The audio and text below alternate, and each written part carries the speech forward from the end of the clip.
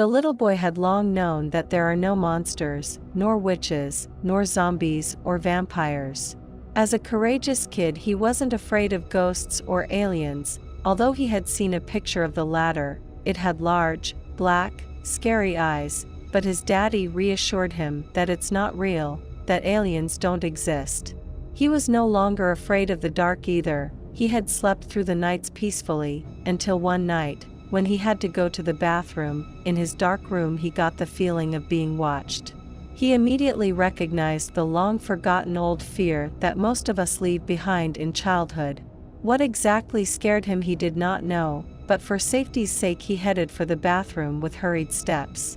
While he was doing his business, he was thinking about what could have scared him and, finding no other explanation, he decided that he must have had a bad dream.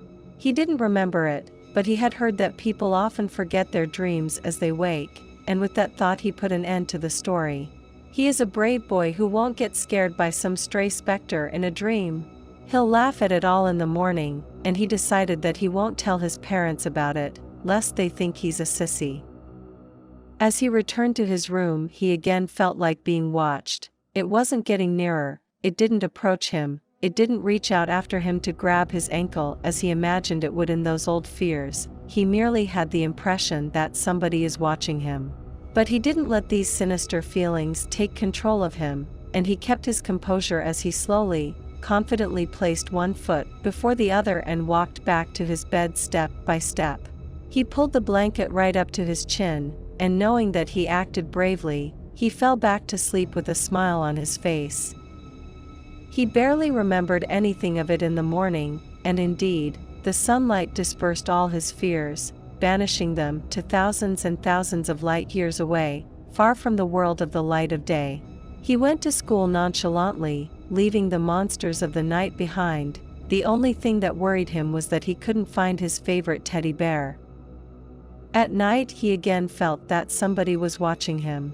Stronger than last night, he almost knew that there is someone else in the room with him, waiting for him to get out of his bed. And now he also knew where that somebody or something is, under his bed. This time he did get scared. Last night he only felt like being watched indifferently, tonight it felt threatening and dangerous. The sudden terror made him forget that he wanted to go to the bathroom. Cautiously he pulled the blanket over his head, lest that something under his bed notice that he was awake, for if he sleep, he thought, it wouldn't attack. This time it took a considerable length of time to fall asleep, and he made sure that neither his arms nor his legs, or even the blanket, hung off the bed, for that something would immediately grab it and pull it under. In the morning he told his parents about the last 2 nights. They, of course, didn't believe him, and to prove that they're right, they went up to his room together, pulled up the bed sheet and looked under the bed. His daddy even used his flashlight to show that there's nothing in there, and the only thing they found was his lost teddy bear.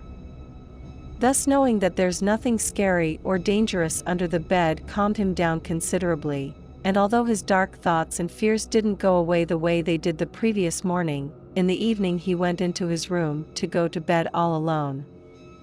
He held his teddy bear close and slept calmly that night, as well as the next 2 nights, until on the 6th night he again woke up from his sleep. Again he felt that threatening presence under the bed, again his little heart was grabbed by fear's ice-cold fingers, but he resolved he won't get scared.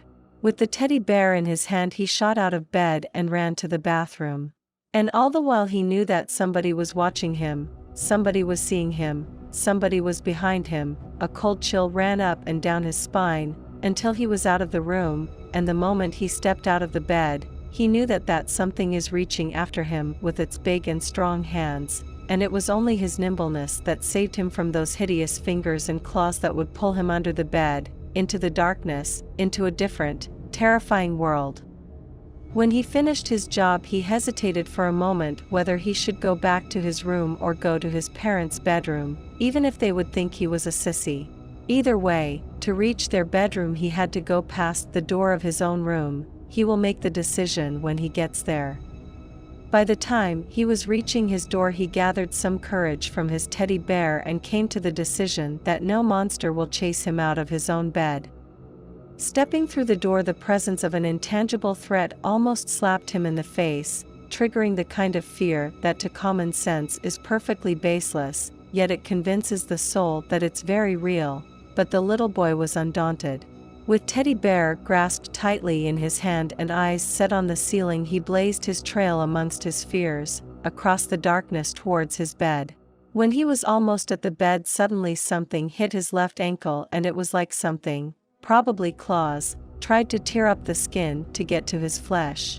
He immediately leapt back and swirled around his vertical axis, tore the door open, which he left open when he came in, and ran out of his room screaming desperately. He ran to his parents.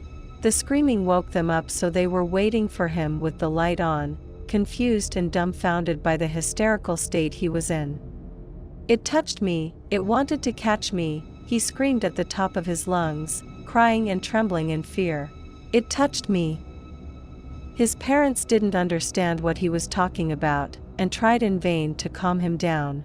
In the end, they laid him between themselves in the middle of the bed, where he finally fell asleep, but his mind, on the borderline between wakefulness and sleep, registered as his mother whispered to his father, "You shouldn't have told him that story, I told you. He's just a child." That night he had a bad dream, and this time he vividly remembered it in the morning. In his dream, his favorite teddy bear was chasing him with a rifle in its hand, room to room in the dark house, and he tried to call out for his sleeping parents in vain. Only barely audible whispers and moans left his throat. No matter how hard and desperately he tried, his vocal cords had failed him. On the 7th morning, the little boy didn't show up at the family table for breakfast, so his mother went up to his room. Finally they could convince him to return to his own bed, not wanting him to be late in school or leave home with an empty stomach. The father was just taking a sip of his coffee when his wife's horrified scream shook him to his core. He had never heard such an elementarily blood-curdling scream before, or indeed, since, and he spilled the hot liquid all over his shirt and necktie. But he couldn't pay much attention to the burning pain. Throwing his coffee cup aside, he flew up the stairs to his little son's room, where his wife's terror-stricken face and his son's mangled and disfigured body awaited him. He was lying face down on his bed with his left leg dangling beside it.